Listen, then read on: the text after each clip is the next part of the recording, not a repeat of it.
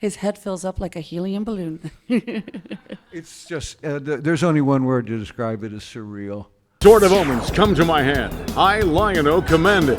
Thundercats, ho! And you're watching The Dorkening. Okay, here we go. Inside voice, everybody. Here you go. Welcome, everybody. This is great. I'm very excited to be doing this panel. We're talking about cosmic comics, specifically the great series Dreadstar. I certainly remember when Dreadstar was a brand new book back in the direct market, and it was a thrill because the creator, one of these people, had already established themselves as a fantastic creator of space opera. So, and forgive me. Who are you talking about? Well, I figured out more the guy next to you and everything. Don't get me wrong. But I'm really thrilled. This is the modern Dreadstar team. And I first of all, Jamie, forgive me, your last name. Jameson. Jamie Jamison. Not Jenna. Not Jenna. No. Absolutely not. So, Jamie Jamison, everybody. And, again, the litany of characters that he's created, goes without saying. But first and foremost, we're going to talk about his creation, Dreadstar, the great Jim Starlin, everybody. I got one of my own. I'm John Sutras. I host a wasn't offering podcast to called share. Word Balloon. It's at wordballoon.com, where I have the opportunity to talk to creators such as Jamie and Jim. So this is a great opportunity. Man, a lot going on with Dreadstar, Jim, and I know, too, that there were some plans prior to the strikes that are going on right now, development plans potentially for TV. Well, we had it's sort of set up with, we definitely had it set up with the Sci-Fi Channel with a producer named J.C. Spinks. But that was way before the strikes. That was way before the strikes, and things looked like they were going along well until J.C. went and died on us. Oh, that's terrible. Yes. Don't do drugs. Yeah, fentanyl and cocaine. Oh, well, there you go. No. I'm a weed guy. Everything. Combination, That's not a drug anymore. All right, there you I know, exactly. That's great. Oh, my God. Yeah. Things got tied up for a while, and now we're talking to folks again out there in L.A. and just proved that the universe has a sense of humor. Everyone went on strike just as we were getting somewhere. Yes, they did. They're So, striking everywhere. Yeah, so we're just going to put that on hold, and Jamie and I are working on the book now. We're putting our concentration on that. We've had the first one come out, Dreadstar Returns. Dreadstar versus the Inevitable is at the printer as we speak. Wow. Yep. Finally, because we had such... The first book we sent out was through Ominous Press. I remember, yes. Right. And Ominous sort of exploded because something was going on with the head down. And so we've taken the best people from Ominous, and they've gone over to Monkey Wrench Press, where we're going and doing Dreadstar now. If you stop by the table later on, we have cards with QR codes. Is that what they call Yeah, them? it'll give you all the information, and you can sign on to the their mailing list. And Yeah, and they'll send you information about how to get it. So the first two books will be coming to the printer and available for advance orders. We're working on getting into the comic book stores. We're making you work to read this damn book at this point. actually, if nobody's familiar with Dreadstar, we are going to do a reprinting of the very first issue, a limited run of 200, which are going to be coming from Neil Adams' Krusty Bunker. It's going to be, we might keep going with those, but they're going to be an original cover. Only 200. So if anybody wants more information on those, let me know. And if you're not familiar with Dreadstar, you should definitely read the first issue. Absolutely. And it is such a great series. And, again, Jim was able to build on the cosmic stuff he created for Marvel, but then obviously be able to do his own thing. Jamie, how did you get involved with Dreadstar? I annoyed him to death. Yeah. Boy, did she ever. I'm not kidding. I really annoyed him to death. I made this gauntlet for him. Yes, you'll get it eventually. Yes. Somebody lost the yellow stone, and so I have to replace the yellow stone. But I made this paper mache wood sculpture of the gauntlet. Wow. And I was like harassing him for a picture, a sketch. Not of Thanos or anybody who I had any really thing to do with. Who did you want a sketch of? Dr. Doom and only Dr. Doom. Only Dr. Doom. And he was like, no, I don't want to do Doom. You didn't even ask me for Thanos. And I'm like, I need a Dr. Doom. I better segue in here at this point and say that I hadn't been drawing anything for about 3 years at this point because I'd had an accident with a compressed air device Not funny, that but- blew a big hole in my hand, and so Oh my I didn't God. draw for about 3 years. It also affected his hearing. He does not mention the fact that he was really messed up from this. But I said, you don't know if you can draw if you don't try. And I said, well, whenever I draw, I get cramps, but He squeezed eventually- rubber balls.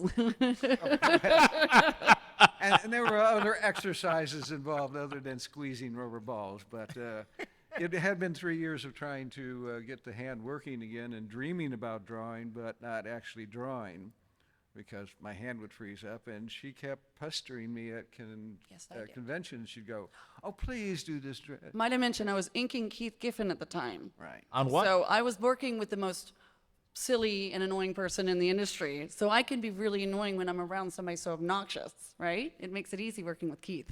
Well, I can't let that go. Wait a minute. What were you working on with Keith? We were working on several things. I'd ink at shows, and but we were doing Gentleman Ghost Story. We were working on some of my own creations, and he wanted to Cool. be on the bullpen. So we were working on a number of things. So we hung out quite a bit. But yes, I kept harassing him.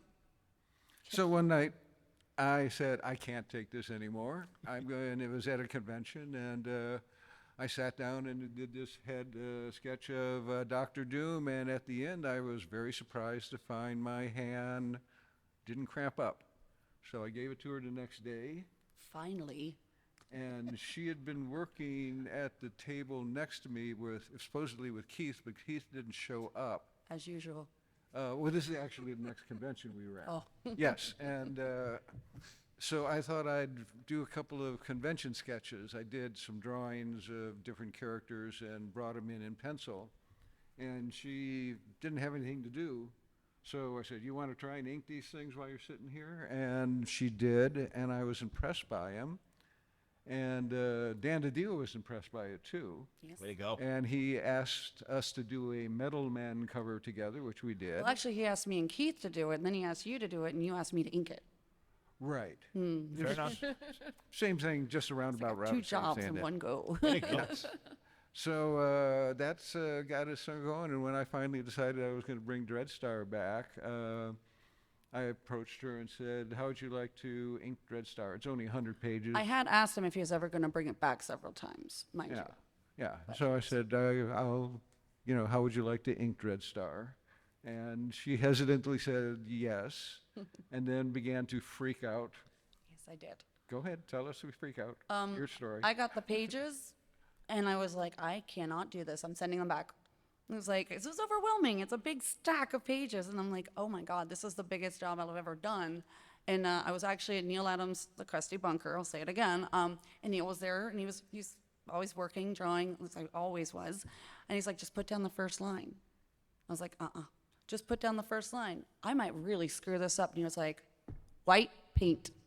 So I put down that first line and was like, I didn't screw it up. So I kept going, and then I quit 100 times. Oh, she did quit. To make it fair, she got COVID like a half dozen times. Oh, you poor thing. I got it really, really, really bad and almost died. Yeah. I was really sick. Yeah. So when I was quitting, it's Like because at I least thought I 3 was going to different die. occasions. Yeah, at least 3 different occasions. Oh, I've got it 5 times. Yeah, I know it was a ridiculous amount, but the last ones haven't been as severe as the first 2. two. The first 2 were really bad. You know, John McCrae, the wonderful artist, he had long-term COVID. I was just telling another artist. Yeah, and it really messed up his art. Anybody that has the vaccine that got screwed up, because here she did. is right here. And He did. Pam Hanna, Scott Hanna's wife, is another one. Oh. We're like, it did a number on people. So yeah, I kept quitting. No, I understand. And yeah, I kept saying, yes, okay, you quit. I just sent you when 10 can more I pages. expect the rest of the pages? You know, so I just paid no attention to her, and it worked out okay. And we got the first book done, and We're in the 3rd book now. we're in the 3rd book. We got the 2nd book done. Outstanding. I'm lost track. And you're 20 pages into the... 20 pages into the 3rd book. The first book is Dreadstar Returns. The 2nd book is Dreadstar versus the Inevitable. The 3rd book is Dreadstar versus Dreadstar, where another Dreadstar will show up that you've seen from the past.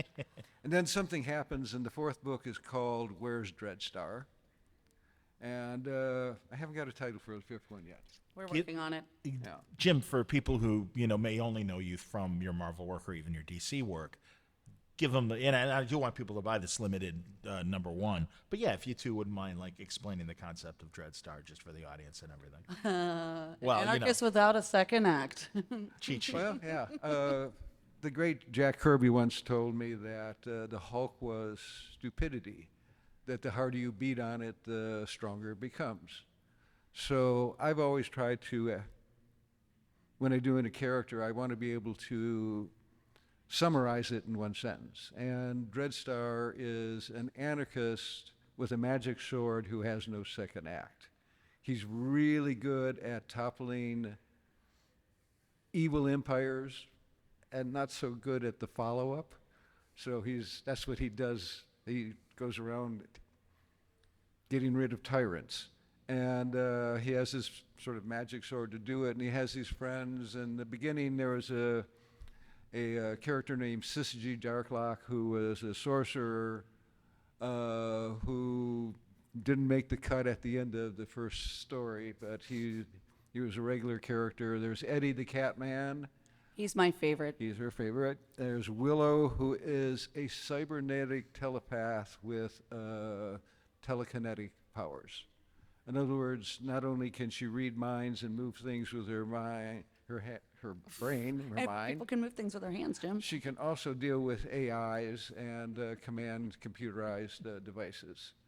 We had Skeevo for a while, who was their procurer. The name Skeevo says it all. Skeevo Flatus is the whole name. We got Fix now. You forgot Two-Tone. Oh, I'm working my way to our Two-Ton. Two-Ton is a 12-foot monstrous guy with a mohawk whose main power seems to be falling off things. And on his way down before he hits And throwing ground- cats. Throwing cats. Throwing Oh, cats. throwing cats. We threw that into the latest issue. And his favorite phrase is, "Not again," as he's falling. But that's sort of the cast right at the moment. Am I missing anyone? There's Madam Still, yes, there's a lot of characters, there's a but lot of those are the main ones. Those are the main ones. And Lord Papal, the Lord Papal is a bad guy who Yes. was from the original but thing. he's still a major character. Yeah, he keeps popping up. The first book is Dreadstar Returns, is an unrequited cosmic love story. The second book, Dreadstar versus the Inevitable, is about accepting your own limits and dealing with what you cannot control. Third one, Dreadstar versus Dreadstar, family drama. You can imagine how this one's going to end. Where's Dreadstar is I decided I wanted to do a whole book without Dreadstar in it, and so I let all And the I other was characters. so happy to not have to draw Dreadstar's call. Yes, he shows up in the first 2 pages, and then it becomes everybody else's book, and they have to deal with it, and everyone's going, "Where's Dreadstar?" In fact, I did if you come down by the table, we have the cover for the fourth book on the table. I did a Where's Waldo Dreadstar cover. I found both of them. I'm not going to tell you who else is in there, but there's two that you might remember from DC. But I found Dreadstar within seconds, probably because I know his call. But yeah, it's pretty fun. We have the poster if you want to come find him. Yes, and that's the one where he disappears. And the fifth one is sort of going to be the conclusion of this 5. These each 100-page long. Wow. These graphic novels. Yeah. So the fifth one is sort of the conclusion, in which I haven't got a name for, sort of tentatively calling it Dreadstar Encounters in Omnipotence or something like that. No, we've not finished discussing this title. I don't like that title either. It sounds too much like impotence. Yes. Yeah, we're gonna work something out like that better than that. Yes. The Almighty. Yeah. Dreadstar versus the Almighty. Are you crowdfunding these books? Yes, Yes. Kickstarters. Okay, good. So we do it, like I said, the QR codes. If you want the information, you'll get the heads up with the Kickstarters. And usually Yeah. when you sign up on the Kickstarter, you get some extra added bonus stuff. So But we've done the first 2 books, so they'll Kickstarter will be the third book. I think like in about 6 months we're going to do Dreadstar versus Dreadstar, where you can do the Kickstarter, but the QR code will get you to where you can buy advanced copies of these things. Are you offering the first 2 volumes then as well Yes. for the third book campaign? Yeah, Great. we're printing them both right now. Sure. And, the actual reprint's got a new cover, so it's even Cool. weirder. And again, they're going to be available in stores. We're working on that now, but we don't know when. Well, but the great thing is, and I'm sure others who have supported Kickstarter, it's kind of, it helps the creators make the books, and usually, it is a special edition as opposed to whatever eventually makes it to the stores. Well, actually, yeah, our first one from Ominous Press, we're out of them. I think I'm the There you only go. one that has any left. Like from my personal, I'm like, that's not enough. I need all these. But they're totally different. Once those were gone, they were gone. So, yeah. Jim, when you were creating Dreadstar, was there? I mean, that was such. I love talking to creators from this period because it really was this liberating moment. It's common now that so many creators will do their own thing, but this was really kind of bold moves. And you had Eastman and Laird with Teenage Mutant Ninja Turtles, but so many other named creators too were dipping their toes in the water and saying, "Yeah, let me do my own thing." Were there restrictions at Marvel from the cosmic stuff you were doing there that you're like, well, I'm going to do whatever the hell I want with Dreadstar and everything? I mean, what was your thought in terms of creating Dreadstar? Well, at the time, Congress had changed the copyright law. Up until that point, if you worked for Marvel or DC, in order to endorse your check, you had to sign away your rights. On the back of each check, it said, I'm giving up my rights in order to get this paycheck cashed. It was like a mini contract, literally on the backs of these checks. And finally, somebody in Congress said, well, this isn't right, and you got to stop doing this, in which case the term work for hire came into existence, actually. And a lot of us at that time decided we weren't going to work for Marvel under the terms that they were, Marvel or DC, under the terms that they were doing that. Bernie Wrights and Barry Smith, Mike Kaluta, Jeffrey Jones. Jeff Jones. The studio. They all went off and did their own things. Howard Chaykin wouldn't work with them. I think Simonson avoided them for a while, but he went back eventually. Yeah. I eventually went back and did some work with him too, but during that time, the great editor Archie Goodwin set up the Epic comic line up at Marvel, which was an offshoot. It started off as Epic Illustrated, which was sort of a heavy metal kind of magazine. Sci-fi fantasy, yeah. Yeah, and the Metamorphosis Odyssey was where Dreadstar started, and he wasn't supposed to be the hero of the story.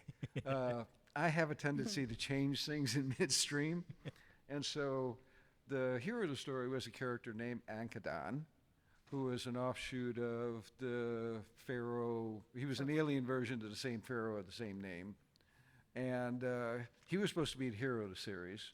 And Dreadstar didn't come in as the muscle until the 5th episode. But it became very clear to me really quickly that he was much more interesting than anybody else in the series. And so he took over quite quickly. And at the end, my hero, who I started the thing off with, I decided I was going to blow holes in him and have Dreadstar walking off to become whatever this series was going to become later on after the first installment. And it went from there. Jamie, when did you, I mean, obviously, again, when you first approached Jim, you wanted a Dr. Doom sketch, but when did Dreadstar come into your consciousness? Oh, God. Dreadstar's before my time. Like, I didn't read them as a kid. It was much, much later. But I did start, I just love reading old comics. And a friend of mine had, a ton of stuff. And I was just hanging out one day, and they were taking forever getting ready. And it's a stack of books. And I was like, what's Dreadstar? And I started flipping through them. I was like, hey, can I borrow these? And wound up reading, a ton of them. And just went, now that I got the whole omnibus, I'm sure, I know I missed a couple there, when I was getting them, but no, I just found it really interesting, and I thought it was unique, and I love Eddie, so. Very cool. Listen, obviously I can ask questions all day long, but this is your opportunity to ask questions, so please get up, and yeah, absolutely. Oh, good. I'm so glad someone's already. He didn't take a lot of prompting, did he? That's good. I was just wondering if you had any plans to do new versions of the omnibuses of the Yes, original stories? we're going to probably break them up and do softcover versions of it. The omnibuses are the first run of Dreadstar that went for like 60 issues. We've reprinted all of my versions of it. There was a run that Peter David did. We're trying to get the rights to reprint those also, but it's over 1,500 pages. Wow. The three omnibuses altogether. There's some other stuff in the back that we used as filler, but it is basically Dreadstar from the Metamorphosis Odyssey up until I think it's like issue 40 of his own comic book. In which case Peter David took over after a bit, and that became sort of work for hire. Who was the original publisher of Dreadstar? That's an interesting story because I owned the rights to it. Yeah. The original publisher was Epic Illustrated. Okay, of course, yes. Somewhere along the line, I pissed off somebody up at Marvel in the bookkeeping department, and I suddenly stopped getting paid. Really? Wow. Yeah, my checks were being issued, and somewhere between being issued and getting to the mailroom, they were getting thrown into trash. Jesus. And I went for like 6 months without getting a check for Marvel, and I finally broke the contract, and we took it over to First. Okay, sure. And worked Evanston, it. Illinois, right next door to my town. Yes, First Comics, we worked, absolutely. did it at First up until the time First started disappearing. Yes, yes. That was, I finished off my run, and Peter Davis started his run on it. Okay. That was Malibu, right? Pardon? Peter Davis at Malibu, right? Peter David was also at Malibu, which is the next version I was going to get to, which was a female version of Dreadstar, Cool. who will be coming back in Dreadstar versus Dreadstar. In fact, the way we worked it out is Peter David's Malibu version is the Lord Papal's version of what happened. Yes. And what we're doing is what really happened. I'm happy. Because we were trying to tie it all in together, and it was like, this doesn't work. So we really sat and powwowed that one. We had to go find all of Peter David's and read them through. And Yeah, and basically we're doing a Rashomon, Sure. the multi-stories. And, Yeah. Different perspectives, yeah. It's years later, and Dreadstar has to explain Kala, his daughter, to Willow, who, don't give too much away. yes. Well, that's just the first 2 pages. It hasn't been too far. But they haven't read it yet. Yes. So it's a complicated family drama. I like it. No, and I could tell. And then you- after that, No. there was a small run at Dreadstar in reprint version through Slave Labor. Oh, wow. Yeah, Great company. They did like I work for it already. yes. I mean, nobody's ever seen any of those. And then we did Ominous, and Now you're. my characters tend to outlive their publishers. That's great. So Hear, hear. Ominous is gone. Say And now that we're now. at now we're at Monkey Wrench. And Exactly, hopefully yeah. they will stay for a bit. That's great. Excellent here. Sir. Hi. What works of art or fiction do you look to when you created Dreadstar and the other cosmic comics beyond? Oh, gee. Pot. Yeah, yeah. I mean, all the works of fiction and art and that, they come in, but they're never actually really the impetus to what you create. It's the walking around in the woods or the driving in the car, and it's thinking about a piece of work and what it didn't do that you might like to do instead. So everything is, like I said, with Dreadstar, Dreadstar was supposed to start off as a fairy tale. I'd been working with Mike Plug out in California on the Lord of the Rings and stuff like that with Ralph Bakshi. And I wanted to do a fairy tale. And, well, I'm not a real fairy tale guy. As you may have noticed, the Metamorphosis didn't last as a fairy tale. I mean, I got one fairy in there with an afro who's really kind of nice, but And Za was kind of a fairy tale creature, but everything else sort of went dark and science fiction-y. And so there's no direct line from any one thing. And Dreadstar, I've been doing it for, God, how many years? So there's always been something else that's pushing it in, including Jamie. Jamie comes in now, and she's putting her 2 cents into where the series is going. She didn't like Willow's outfit. No. And I was like, no, this needs an update. This is not sexy anymore. Like, he kept saying, well, I was going for the Gibson hair. I thought he meant Debbie Gibson. I had no idea what he was talking about. I was like, I'm talking Charles Dana, but you know. Yeah, now I know what it was, but Well, at Jim, the time. I was wondering, Jim, because I was a little kid in the early 70s, and Eric von Daniken, Chariots of the Gods, all this interesting stuff seemed to elevate science fiction and space opera beyond. And I love the traditional stuff. I'm a big Flash Gordon fan, people like that. And what you did with Captain Comet, even in Mystery in Space, and how you played with him as well. But yeah, they're just, and I've talked to Steve Englehart about this too. Yeah, you guys were, hippies and everything, and you'll forgive me for just the generalization. But no, and I understand that probably some of the recreational things you were doing helped inspire ideas. Were drugs involved? No comment. Indeed. I already told you how he gets his inspiration. But no, there was really interesting sci-fi ideas.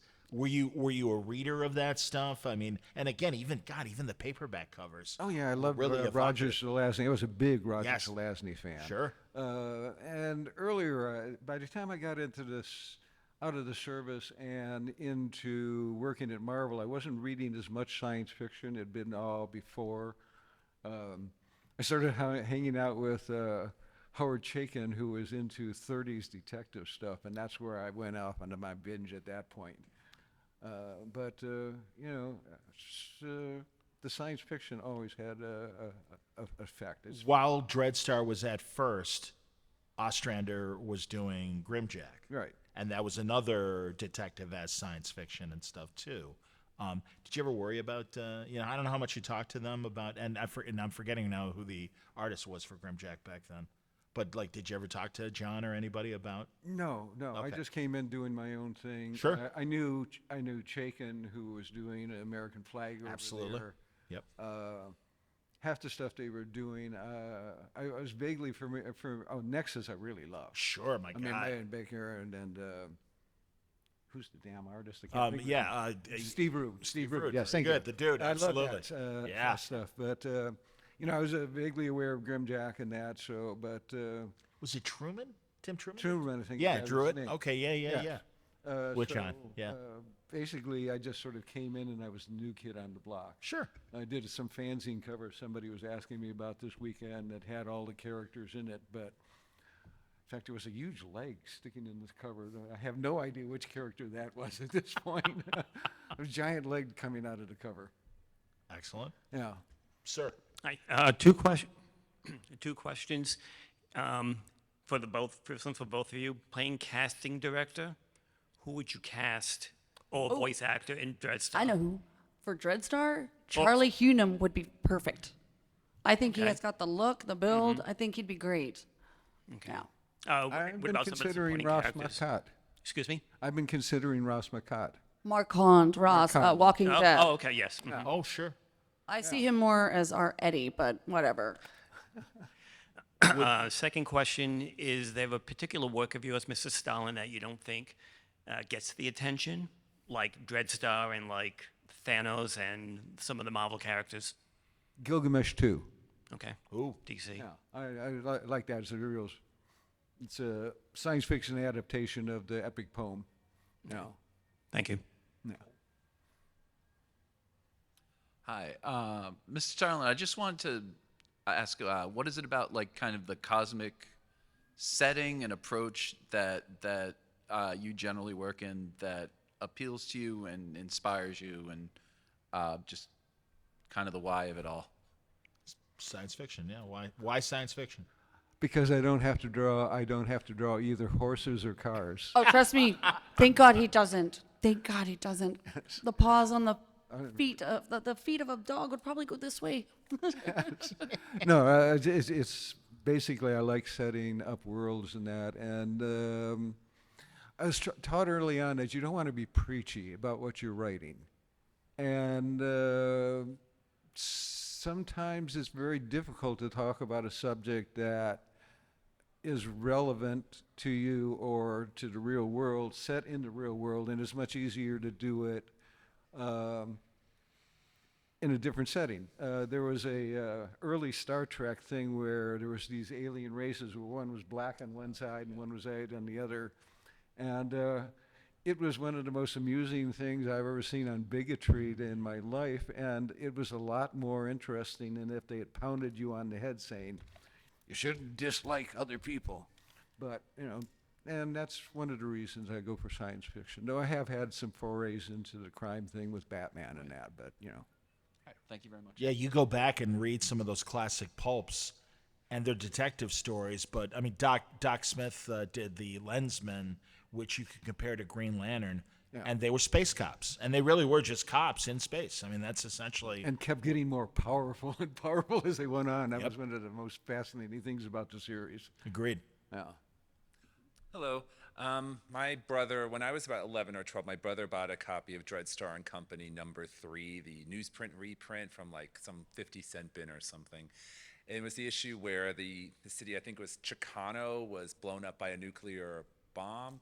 And that was a very intense comic to read at 11 or 12 years old, but it stuck with me, and I've loved Dreadstar ever since.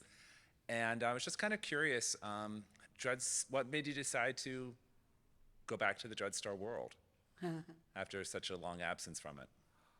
I didn't want to work for Marvel or DC anymore. Fair. I'd gotten a second life as a cartoonist by the Marvel movies, taking all these characters and putting them on the screen. And I thought, well, if I got this notoriety, let's exploit it somewhere, and let's exploit it somewhere where it's not benefiting Marvel or DC, where it's benefiting me.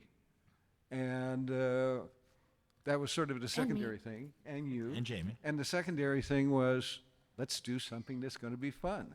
And the farther I went along, and when I brought you on, the more it became fun. Yeah, it was fun. We used to powwow during COVID. I mean, yes, even when I was sick, which was really fun because when I was hallucinating, really sick, and I'd say this crazy stuff, and I wish she had actually took notes because some of it was probably really good. But we'd sit there and like either FaceTime if I could and talk about the storyline or talk about changes here or there, or it's like, if I ink this and I change this, is that okay? And he's like, you're supposed to change stuff. I want to make it better, make me look good. And I was like, oh, good, because that's I your changed job. a lot on this. But no, it was fun. And we had interesting moments where, like we'd be talking on the phone, and I say, I got to do this creature in the next page. It's in my notes, it said strange creature. But what was it? I said Venus flytrap. I don't know what I said, Yeah, but I she- just said she I put put a all whole this list of stuff things of things. down. I was like, put them all together and make one. And then he decides I gotta make it one up because I can't let it just be her creature. So he puts a floating eyeball. In the I was middle like, of- that was your middle of the contribution, really? So, we've had some really good moments having fun with this. So that was the main emphasis, is do something that you enjoy. Oh, that's awesome. Dreadstar versus Dreadstar Returns was great, and I'm really looking forward to Dreadstar versus the Inevitable. Thank you very much. Thanks. It'll be as soon as we've had so much trouble getting this second book out. We had a letterer who disappeared for a month and a half. We both dislike this letterer. Oh, we're gonna kill him if we ever see him. Yeah, it's like, don't ever come meet us. He put word balloons over the wrong characters, and it's like, did you read the book? Did you look at the pictures? He misspelled a lot of words. And he put balloons on top of people's head, and then this is part of the process. You have to make changes because things don't work out. But he sent this really vitriolic letter back going, these people want too many changes. And I'm going, hey, dude, you're covering up our characters' heads. You got to just move them over. This is on a computer. This is not like slave labor. Right. And so he disappeared for a month. You know, I mean, he just left us there, and he screwed up all our deadlines, and so we were supposed to have this book out by now. Oh yeah, I asked Ron Mars as the head of Monkey Wrench, and I was like, Ron, when's our book coming out? Oh, it just went to the press yesterday. What? And he saw my face. We looked at each other like, what is going? What? And it was because this letterer. Yeah, the letterer fouled everything up because everybody else had things set up to do. You know, the IT guy didn't get his work in, so he was already scheduled to go to San San Diego. Diego, and so had to wait another couple of weeks. You know, it's you get to a certain point in the project, it becomes an assembly line, and if somebody knocks it out, the whole thing falls It's apart. like dominoes. Yeah. Oh, just fell over. Yeah, but take one out of the sequence and the product stops. Yeah. The momentum stops. But it is at the printer at this point. Excellent. We have been guaranteed that Yes, finally. and we have a great letterer for the next Yes, one. bringing back Jack Morelli, who did all my lettering on the Infinity Wars, Sure. and Gauntlets and stuff like that. He lives in the area, and he's reliable. He's an adult, and It helps. and I know where he lives, so he can't disappear on me for 2 months. Are the two of you self-editing? Do you have an editor that is? Ron is technically the editor, but Okay. let's really face it, Jim. Who's the She editor? is the Boom. I best want my credits. proofreader I have ever seen.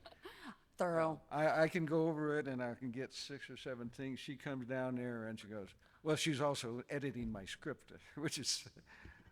Okay, the first Dreadstar Returns, I had already edited the thing 3 times. And then Ron's like, I need you to edit it again. I sent you all my changes. But I go through, and they lost all the stuff. There was a word in there, and I was like, what, are you trying to scalp the guy? This doesn't even make, do you know what that word means? I remember talking to him being like, this is a big one. This is a was big, it again now? the word, I'm trying to, well, if you Google a word to scalp, I'm sure it will pop up. Because I knew the word when I read it, now I can't remember the word. But To what? It was a scalp typo. somebody. Oh, to scalp. Yeah, it was not at all what part of the story. It was Sure. like, I was like, this is so weird. No, I like And we editing. tell this story, and I ought to remember what that is, you know. Yeah. Next time we do this panel, I have that word down. I was just talking about how do I get into the editing side of things. He's like, what, are you going to leave Dreadstar? I was like, no, I just want to be the editor too. No, it's important. I didn't know that Ron is behind Monkey Wrench. I know he was with Ominous. Ominous, yeah. Ominous, thank you. Yeah. No, that's great to hear. What are the challenges of doing? And obviously, you've gone from publisher to publisher, but what are the challenges now compared to the '80s during that black and white boom when Dreadstar was first coming out? I wasn't born yet. Well, we there you got- go. we She got said, and for my computers. audio audience, Jamie Yeah, just we said, got I wasn't born computers yet. now that I can do anything on. You know, I used to, at the end of the day, come down after working, and I'd have multiple colors all over my hands, and it'd take a half hour to clean up. Lava, yeah. Yeah, and now I come down and I go, okay, there's nothing to clean up. Well, except for these Pencils things. and inks. Do you- I have the complete opposite. Do you still do pen and paper, or do you? I am a traditional Okay. inker. Yeah. Okay. I Yeah, do it yeah, on pencil, I and then we go, we're analog at the beginning, then it becomes all digital. Sure, you scan it. Computers. I'm hip. Yeah. No, that's Lettering, coloring, And I do blue lines of every page. I've started actually doing them as gray lines. I'm like, I want to know what it looked like before, after, if there's something that's changed, if anything spills, like my ink. Like, I won't have the problem of, oh crap, you have to redraw this page. That's probably the only digital part I do. this woman is like, every job she's denuding entire forests with just the number of copies she makes. Atta girl. That's all right. The earth can handle it. Don't worry. Yes. Well, I recycle. Oh, well, good. There you go. You know, we obviously have been talking mainly and did want to mainly talk about Dreadstar, but also we do want to give you an opportunity because we are reaching closing minutes. If you do have Marvel questions or DC questions, we certainly will take them. So please, if you don't mind using the microphone, sir. Oh, man. All right, think he was I'll just repeat it. stretching. I'll repeat it. Don't worry. Go ahead. The Breed, great DC character, indeed. So possibly more Breed, Jim. Once again, I haven't been focusing on getting that done, but we are the next offering from Monkey Wrench is going to be a Kickstarter for the entire Breed series. Oh, great. Yeah, you'll be able to get it in one big book that you can knock a cow out with. This is how I judge the literature. This is the original stories. This is the original story. Okay. There's a new cover, but other than that, it's the original stuff. But it's great that it got reverted back to you, and DC's not going to hang on to it. Or Breed was never DC's. Breed was who was that character? then? Gilgamesh too. Yeah, but there was the Comet stories, and then wasn't it half and half? Well, book? there was a Hardcore Station, which I did for DC, which I never relinquished the rights to. I brought Hardcore Station back when I was doing Mystery in Space. Strange, Or whatever. Mystery in Space, and all those other Yeah, ones. yeah, science Strange fiction Adventures, ones, maybe. But Yeah. I leased that to DC at the time, and it's Okay. always back there. And I've done other stories with Hardcore Station since then. Would you indulge me, because, and this is non-science fiction, but I was blown away. We had a Robin panel a couple years ago here at Terrificon, and Denny O'Neil, before he passed, was on that panel. Jim was on the panel, Mike Barr, and Pete Tomasi and Tim Seeley, I believe. And you told the story of the infamous 800 number of, do we want to keep Jason Todd or do we want to kill him? And unfortunately, and I'd forgive me because I know you're obviously doing great now and stuff, but they kind of made you the fall guy for the corporate. Yeah, tell the story, Jim. You'll tell it better than me. If you don't know, they killed off the second Robin, and he became the Red Hood. But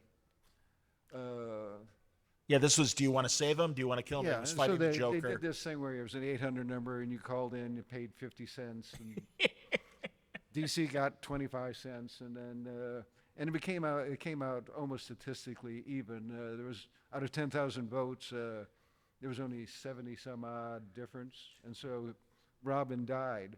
But they never bothered to tell the licensing department up at DC. And they hit the roof once they heard, because they had all these pajamas and lunch boxes Birthday cakes. and everything else that had Robin on it. And they were saying, whose fault is this? You're screwing everything up. And being the corporation at DC and Warner Brothers are, they started going down the line to say it was his fault, his fault. And finally, by the time they got to me, there was nobody behind me. So within about a month or so, everything I'd been doing up at DC, including Batman and Gilgamesh 2 and the New Gods, it all evaporated. I had written their best-selling book that year, but they wanted to get rid of me. And usually that sounds like a terrible story, but what happened was I immediately went over to Marvel and I wrote the Infinity Gauntlet instead. And so, Yeah. as usual, me getting fired works out pretty good. That's why I keep trying to get fired. I want the same luck. No, honestly, Jim, that's the best part of that story, is that everything worked out great. And my God, the epic that we got instead. Because I was reading all what you were doing at DC, and it was, he was this great, fresh take on Batman among the other things he was doing. And it's like, hey, what happened to Jim Starlin? Because we didn't have the internet back then. And I don't even think, even the fan magazines would never put in, Jim Starlin got let go from Batman. Well, always with DC was always strange. I did this thing called the Cosmic Odyssey. And Loved it. Yeah. They did a book up at DC called Book of Magic, and they wanted something like that. Well, Book of Magic was all their magic characters in one story, and they said, we want to do something like that with a science fiction thing and map out the science fiction universe of DC. I stayed with that idea for about 10 minutes and then went off and did whatever I did on the Cosmic Odyssey, and nobody caught it until we were like the third issue. And powers that be up at DC went, this is not what we wanted. And it's too late for us to do anything about it, but we're not going to probably give you any more work after this, because we're just going to put this book out. People will forget about it, and you can just go on and do whatever you want because you didn't do what we said. Well, let's see, that's 40 years now that they've been paying me royalties on this book.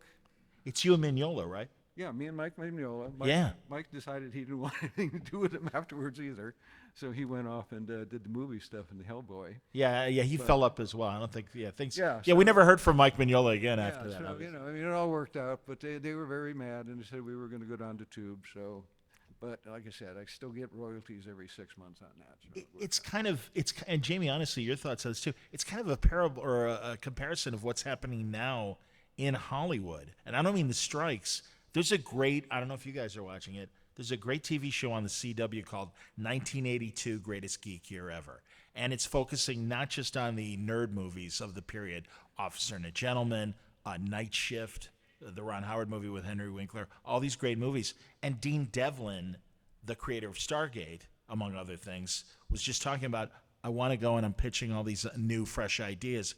Had one idea, all the studios said, man, that's great. We'll never make it. Why not? Because it's not based on anything. And you need outliers like Jim or just fresh, conceptualists to come up with great ideas. And that was the thing, man. You turn these negative moments into positives. All right, fine. They don't want me anymore. Let me do something else. And truly, from the ashes, things like Dreadstar and stuff. But, I don't know, Jamie. I mean, again, obviously, I'm so glad that you were able to collaborate with Jim on all this stuff. But yeah, any thoughts on like this crazy stuff now? And I've marched for 1 hour. I'm in the middle of a move, but I did go and march for an hour. I've got tons of friends out there. I saw Sean Gunn out there marching, and I'm all for it. Like, are you in the WGA, Jamie? Or in any of that? I mean, I write. I mean, I'm Sure. Also, yeah, and I just support all these people because this is ridiculous. Like, do you know that if you go and you're like an extra and you get paid for 1 day's worth of work, they can just put you back in on like with AI that's and what they want to do. Yeah. This is like the future, like for people that live off this stuff. If everything is doable from a machine, like from an AI, then there's no work, and you're signing off your rights the second you're seen or you've written something, and that's not okay. No. That's not okay. So I'm protest. I'm a SAG member from a broadcast capacity as well. And yeah, this is wrong. And yeah, like Jamie's describing, I mean, it's one thing to punch in a bunch of orcs in a Tolkien-based movie or something. It's another thing for literally, if you don't know the story, that like they will scan you completely. There was a movie back in the day, Looker, the Susan Day movie from the early '80s, and there was one 10 years ago with Robin Wright, and she plays herself, where it's like, well, you're getting old. Why don't we body scan you, and then we'll use this 3D image of you in perpetuity. You'll stay young. And it's like, yeah, but will I get paid for this stuff? No. I mean, you got to check out the first episode of the new season of Black Mirror, too. There's a really good story with Selma Hayek. Selma Hayek, yeah. Good stuff. You going to say something? I was going to, but I'm not. Okay. Uh-oh. All right. Fair enough. No, and I mean, do you stay away from other sci-fi things so as not to be influenced by stuff that's out there? No? Okay. No. You can still enjoy, obviously. I love sci-fi. I mean, Ray Bradbury, Isaac Asimov. I have all the little magazines, and I've collected them for the years. I mean, they were older than me, but I wanted them, and I had to have them. And I love, like, sci-fi and seeing other people's takes, but you can, like, get inspired by it, but not rip them off, Like, my mind goes in different directions. We're reaching the last minutes. Are there other questions, folks, of Jim's work or whatever? Please, sir.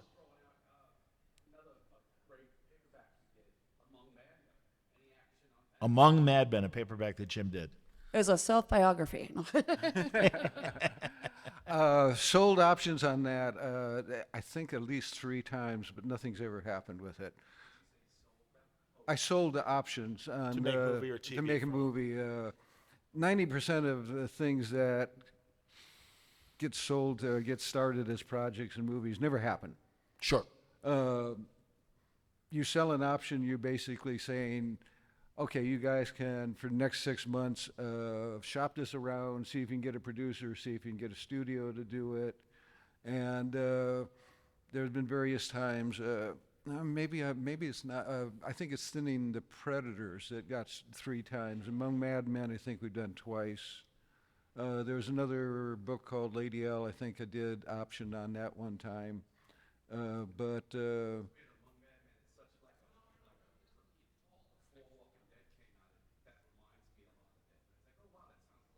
That's why I think it hasn't ever actually made it into a movie, because they Too think it's similar. more Walking Dead. Yeah, well, it doesn't make any difference in the long run. Have you had the opportunity, because obviously sci-fi is tied to Universal and Peacock, and that's one of the streamers. Have you had a chance to talk to streaming people as well as the traditional studios? We had a great meeting, but Like, I don't know if you could, NDAs. I don't want to mess you up. no, we've just had some great meetings with, and we're still working. We're working with this great.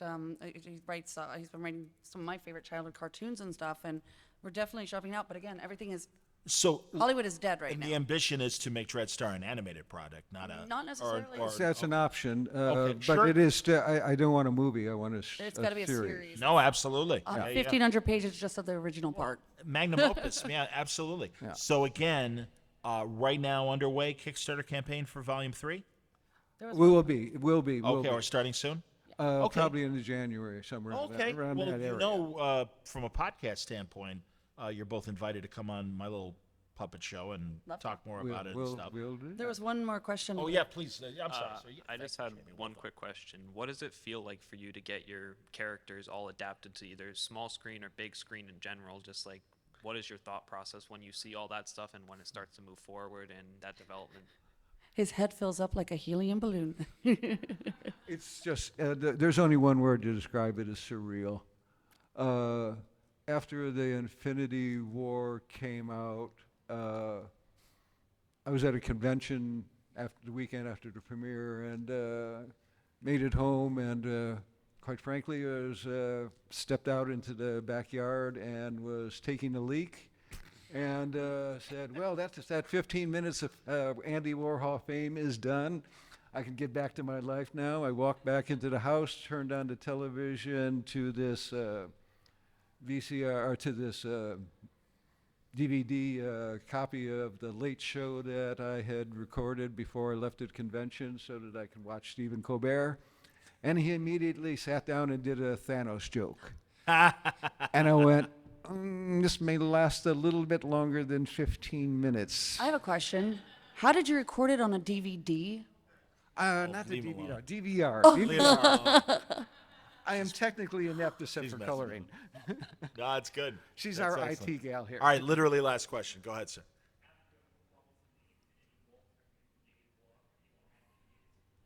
Yeah. He's in Endgame. Boycotted him. In the where if you didn't recognize Jim in the when everyone's having the group therapy session of after the snap and stuff, Jim's one of the main people right there. No, you got to hear his acting skills. What was his line? And what about you, right? That seems pretty simple. You tell it. We did like about 8 takes.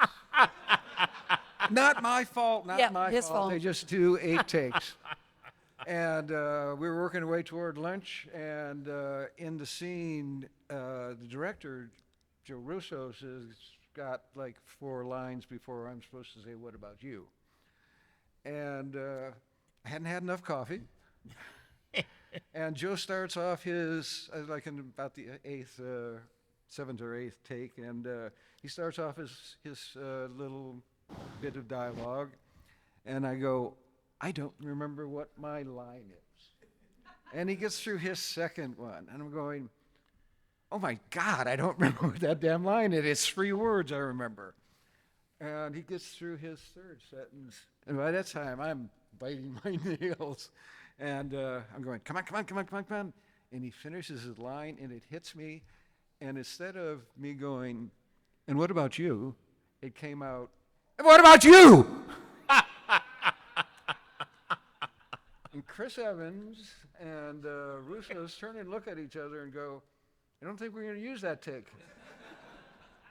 So that was my embarrassing moment on that. Very good. And they haven't invited me back for another cameo since.